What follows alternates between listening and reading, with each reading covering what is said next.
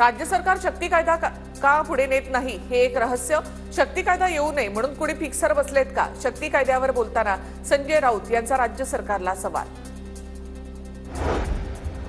परिवहन मंत्री प्रताप सरनाईक यांच्याकडून बस डेपोमधील उभी वाहनं हटवण्याचे निर्देश। आरटीओने जप्त केलेल्या गाड्या 15 एप्रिलपर्यंत विल्हेवाट लावण्याच्या सूचना।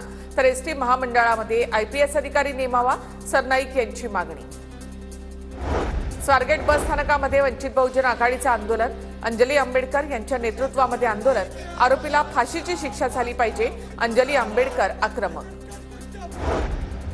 पुणे अत्याचार प्रकरणामधील आरोपीचे कुणाकुणाशी संबंध याची चौकशी झाली पाहिजे।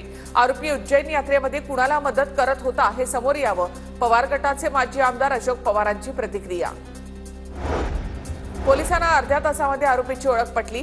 पोलिसांची 8 पथकं आरोपीच्या मागावर। बातमी लपवली नाही तर दक्षता घेण्यासाठी गुप्तता पाळली।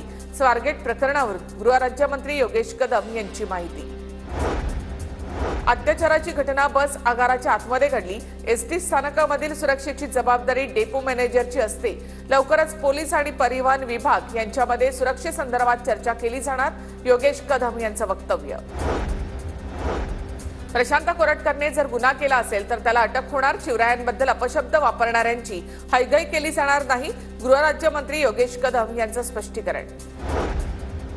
कोल्हापूर पोलीस प्रशांत कोरटकरला ताब्यात घेणार। प्रशांत कोरटकरचा फोन बंद असल्याची पोलिसांची माहिती। प्रशांत कोरटकरच्या घराची पोलिसांकडून तपासणी सुरू। कुंभमेळ्याला का गेले नाहीत ते विचारा, उपमुख्यमंत्री शिंदेंचा ठाकरेंना अप्रत्यक्ष सवाल। काही लोक आता स्वतःला हिंदू म्हणायला सुद्धा घाबरतात, शिंदेंचा टोला। आणि एक महत्त्वाची बातमी पुण्यामधून।